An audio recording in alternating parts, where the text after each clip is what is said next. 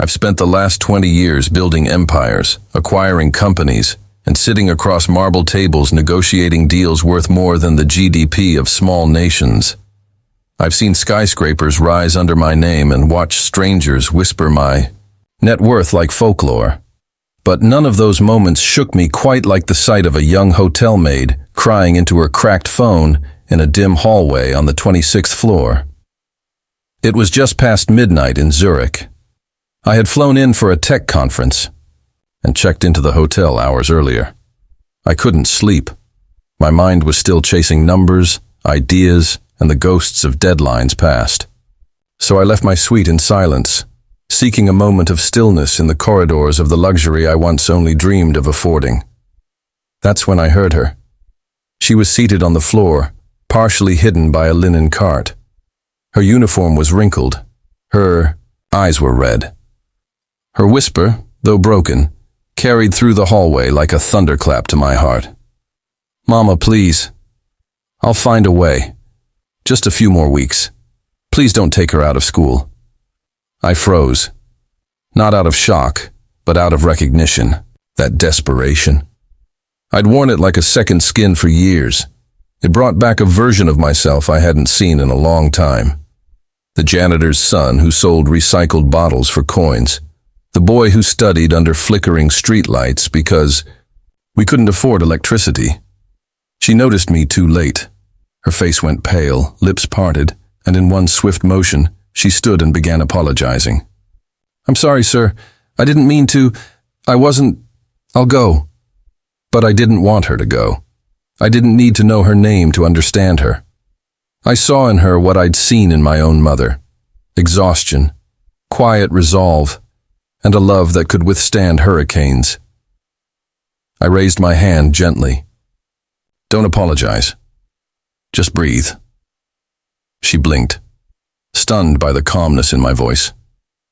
Most people in expensive suits weren't patient with people in cleaning uniforms. But I wasn't always in a suit. I still remembered what it was like to be invisible. "My name's Daniel," I said, stepping closer. "What's yours?" "Lena," she whispered. I just work here at night.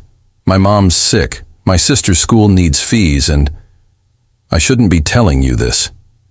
"But you did," I said, offering a seat on the bench by the emergency stairwell. "So tell me more." She hesitated. But then something in my tone, or maybe the exhaustion in her soul, allowed her to sit. That night, Lena told me her story. She'd come to Zurich from a small village in Bulgaria. Her father left when she was 12. Her mother cleaned houses until her spine gave out. Lena had been sending home every euro she earned to keep her younger sister in school and her mother in a private clinic. I asked her why she didn't give up. She looked me dead in the eyes and said, "Because if I quit, who else is going to save them?" That line haunted me, because it was the same one I told myself 25 years ago. You see, I wasn't born with a silver spoon. In fact, we didn't even own real spoons, just mismatched plastic ones from food drives. I grew up in a town where ambition was a dirty word, and dreaming big meant having 2 meals a day. My mother worked 3 jobs, one at a laundry, one cleaning buses, and one scrubbing rich people's toilets. My father? Gone before I could walk. We lived in a one-room rental behind a grocery store. I used to count the cracks on the ceiling when I couldn't sleep. There were 73. But what we lacked in wealth, we had in belief. My mother believed in me with the kind of ferocity that frightened the world. She used to say, "The world won't hand you anything, Danny, but it will never stop you from building something." I was 12 when I started fixing old radios I found in dumpsters. 14 when I began coding on a second-hand laptop gifted by a charity. I'd stay up until 4 a.m., then sell hacked-together software to local stores. I got rejected by investors, laughed out of meetings, told I was too young, too poor, too stupid to change anything, but I didn't stop. Not because I was fearless, but because I had no other option, like Lena. As I listened to her, I realized something profound. Billionaires often sit in boardrooms discussing target markets and emerging regions. but they rarely remember the human beings behind those statistics. I did. I couldn't forget. I didn't offer her money that night. I offered her something more valuable, my story. I told her about being homeless at 19 when my first startup collapsed. How I slept in a server room for 2 months, surviving on instant noodles and hope. How I taught myself financial modeling from free PDFs and rebuilt from scratch. I told her about the rejection emails I'd printed and taped to my wall, not out of anger but as fuel. She didn't speak much after that. Just listened. But when I stood to leave, she asked one question. Did you ever want to give up? I paused. Every day, I said. But I never did, and that made all the difference. The next morning, I requested the general manager for Lena's full employment file, not to fire her, but to understand what kind of environment she was working in. What I saw broke me. She worked 6 nights a week. She hadn't taken a holiday in 3 years. Her performance reports were spotless. Her salary, barely enough to survive. I didn't believe in charity. I believed in opportunity. So I made a few calls. There was a small but powerful foundation I'd set up years ago, Echelon Rise, designed to support low-income workers who showed initiative. We provided scholarships, business training, and mentorship. It had been dormant recently, lost in the chaos of IPOs and mergers. That changed because of Lena. By noon, she was summoned to the hotel's conference room. When she entered, still, in uniform, she looked around nervously, probably expecting a reprimand. Instead, I stood waiting, a folder in my hand. I told you last night, I said. If I can't help someone like you, then all my money is meaningless. I handed her the folder. Inside was a fully paid scholarship to a top hospitality management program, a stipend for her family's needs, and a position as a junior trainee in one of my boutique hotels across the city. She didn't speak. She cried. The good kind of tears. That hallway was where Lena's life changed. But what most people don't realize is, it changed mine too. Because in helping her, I was reminded of who I used to be. Success, real success, isn't about the private jets or luxury watches. It's about remembering your roots, recognizing the struggle in someone else's eyes, and doing something about it. That night, in the hallway, I didn't just see a crying maid. I saw the fire of resilience, the courage to hope when everything feels lost, and the kind of raw potential that no degree or title can ever teach. I've made hundreds of business deals in my life. Some were pure profit, some were philanthropic, but very few changed the way I looked at people, at potential, the way Lena did. After that morning in the hotel conference room, something lit up in her. I saw it in her posture, her eyes, the way she clutched that folder like a treasure map. The kind of hunger that can't be taught, only experienced. I knew it well. I once carried it inside me like a second heartbeat. Over the next few months, I kept tabs on her progress, not as a savior, but as a silent investor in her transformation.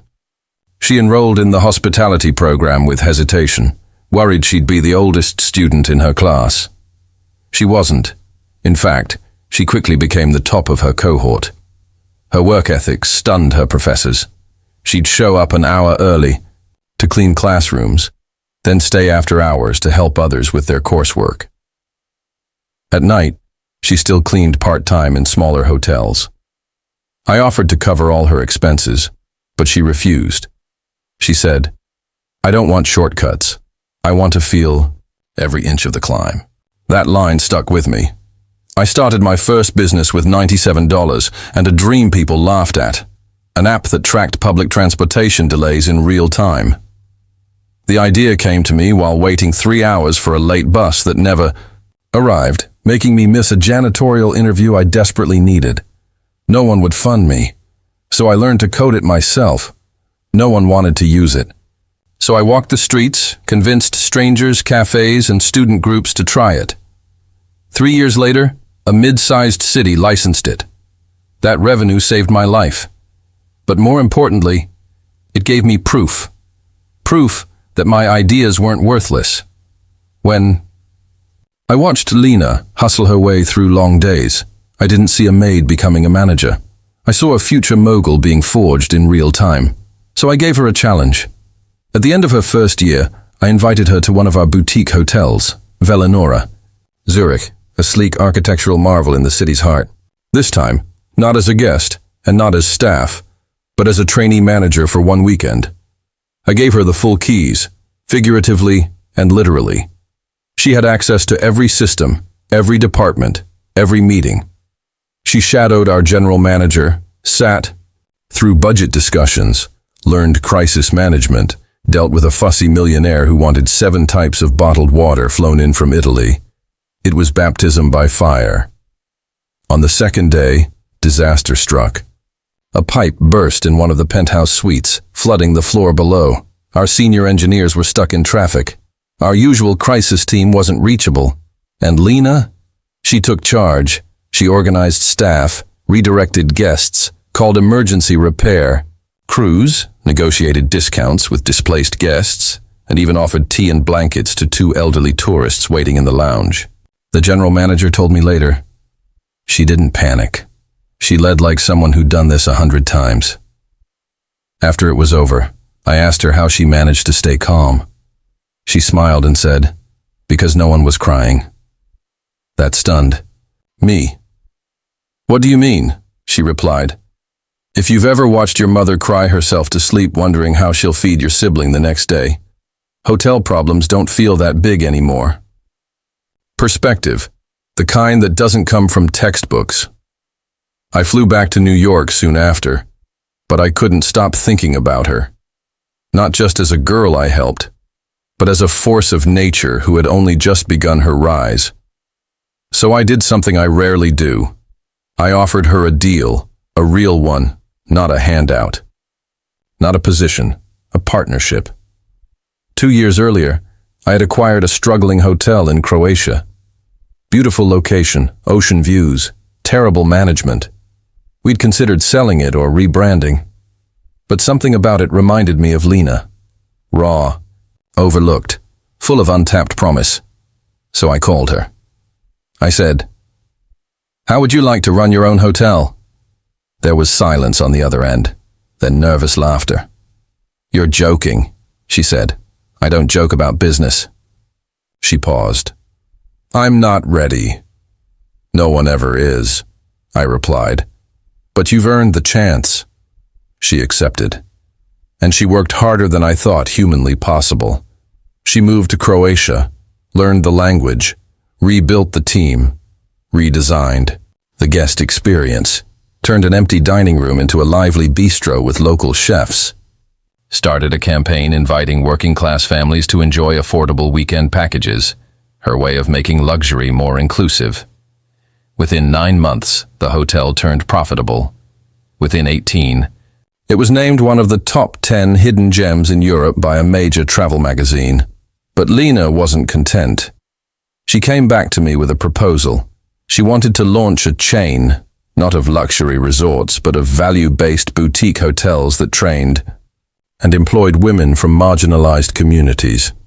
Each hotel would double as a hospitality training school, a place for maids, cleaners, nannies, and refugees to become managers, directors, and owners. Her pitch deck was better than most Ivy League. Graduates I'd mentored, her passion, unmatched. I said yes before she finished the presentation. Today, we've opened 6 of those hotels. In Romania, Albania, Turkey, the Philippines, and parts of rural India. Lena is now the CEO of that chain, Rise Haven International. And every hallway in those hotels has a plaque that reads, "The world doesn't need more billionaires, it needs more believers." Lena Koleva, but none of that. The hotels, the recognition, the movement. None of it would have happened if I hadn't walked down a quiet hallway in Zurich one sleepless night. People often ask me, "Daniel, what's the smartest investment you ever made?" They expect me to say a tech unicorn, a real estate portfolio, a high-return hedge fund. But I always say, a conversation with a crying maid at midnight. Because some investments don't grow through compound interest. They grow through courage, mentorship, and the decision to give someone a chance when the world hasn't. I still think about Lena's first words to me. Please don't take her out of school. She wasn't fighting for herself. She was fighting for someone else. That's the real DNA of a leader. And in a world obsessed with resumes and credentials, sometimes the best CEOs are still wearing aprons. The higher you rise, the lonelier it gets. That's a lesson I learned the hard way. The world applauds your wins, but rarely notices the weight they carry. For Lena, success came fast. Not because it was easy, but because she was ready when the moment arrived.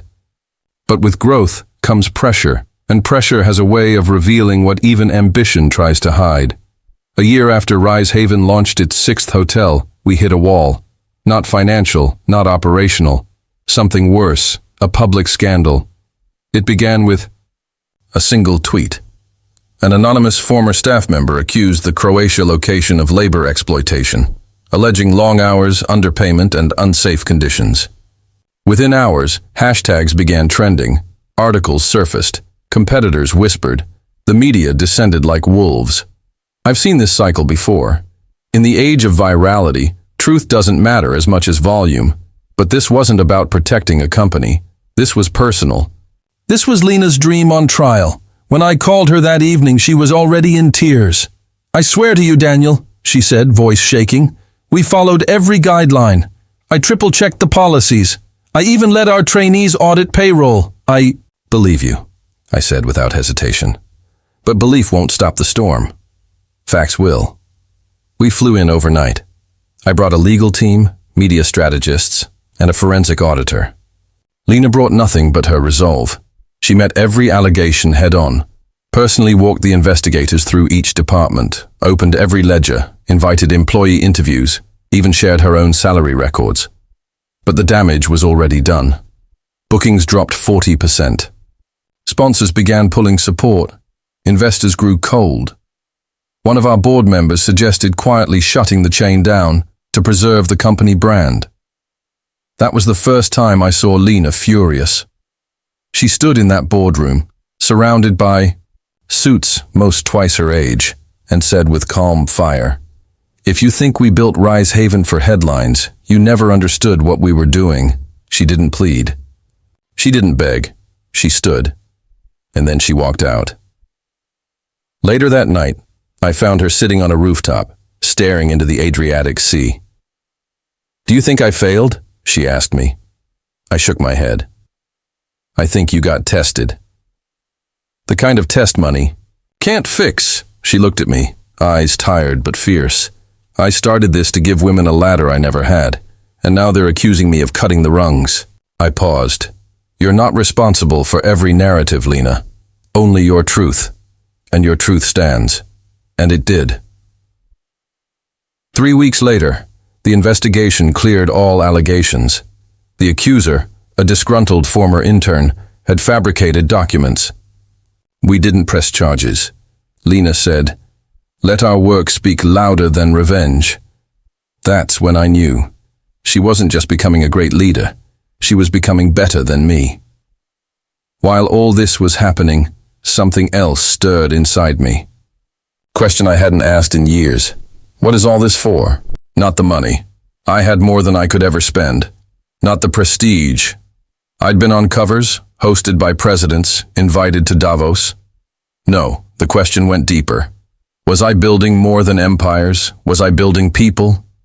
Lena had done that, with nothing, but vision and grit. And suddenly I wanted to do more. So I made a decision that shocked everyone on my board. I announced my resignation as CEO, effective in 6 months. The media went wild. Headlines called it the sudden exit of the silent titan. Analysts speculated everything from health issues to political ambitions, but only a few knew the truth. I was stepping down to build a new venture with Lena. Not a business, a movement. We named it the Ground Floor Initiative. A venture fund, accelerator, and mentorship program for first-generation founders who came from poverty, war zones, orphanages, and trauma. Our first cohort included a former refugee from Syria building solar-powered water systems for deserts, a teenage single mother from Colombia who created an app connecting underpaid nannies to safe, legal employers, a blind coder from Nairobi developing assistive tech for disabled students. Lena helped handpick every one of them. She'd meet them over tea, never in suits, always eye level. She had a way of making them feel seen, heard, believed in. Just like I once did for her. During one late-night planning session, she asked me something unexpected. "Daniel, did you ever forgive your father?" The question knocked the air from my lungs. "No," I admitted. "I buried him with my silence." She nodded slowly. "Maybe you should." I shook my head. He walked away, left us starving. My mother died thinking she wasn't good enough. Lena leaned forward. "Forgiveness isn't about him. It's about freeing yourself." That night, I couldn't sleep. I thought about the hallway where I first saw Lena, how she forgave everything just to move forward, and I realized something painful. My success was built on resilience. Hers was built on release. A month later, I visited my father's grave for the first time. I brought no flowers, just silence. But I said the words I never thought I could. "I forgive you." And in that moment, I didn't feel weaker. I felt weightless. At our first official ground floor summit, we gathered 200 founders in a rustic hall overlooking Lake Lucerne.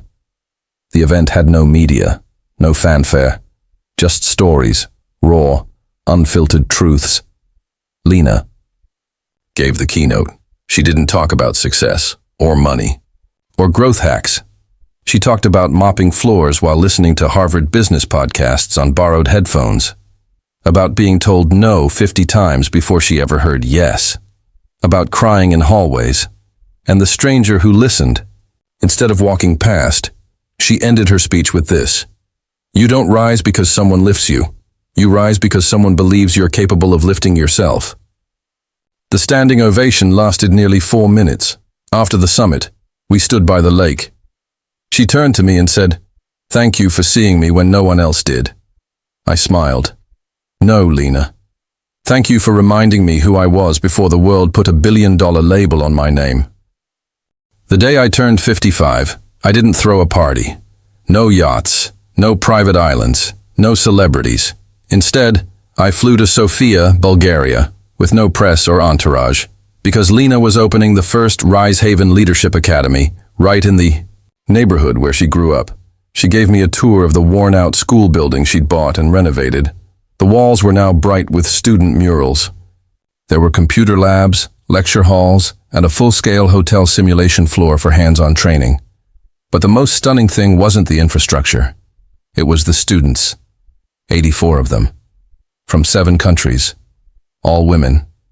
Some survivors of trafficking. Some orphaned by war. Some formerly homeless. All of them now holding notebooks, standing tall in pressed uniforms, eyes shining with that same spark I saw in Lena the morning we met. She pointed to one girl in the corner. "That's Maya," she said, voice soft.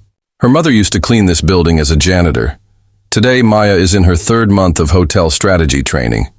I swallowed hard. "I guess we both came full circle," I said. Lena smiled. "No, we just broke the circle." 3 months later, Forbes ran a cover story on her, the maid who built an empire of hope. That was the first time I refused a co-feature. This wasn't my story anymore. It never really was. I was just the man who paused to listen at the right moment. The rest, she built with her own hands. A few years down the line, when I formally retired, from the board of my main company, I did something unexpected. I transferred 47% of my personal shares, worth over $800 million, to a blind trust fund Lena and I created. Its sole purpose: to back women founders from disadvantaged backgrounds. No applications, no pitches. Just a global network of scouts, former Rise Haven trainees who identified the next Lenas in their cities, villages, shelters, and slums. We named the trust the Hallway Fund. Because you never know what someone crying in a hallway might become. Time moved on. Lena expanded. Rise Haven grew into 16 countries. Her leadership academy became a model replicated by other industries: tech, healthcare, agriculture. She even spoke at the UN, delivering a speech that ended with a whisper, "Dignity is not a donation. It's a birthright." I watched from the front row. That day, I didn't feel like a billionaire. I felt like a witness to history. 5 years ago, I lost my mother's old journal while moving. I searched everywhere. I panicked. But then Lena showed up with a gift-wrapped package.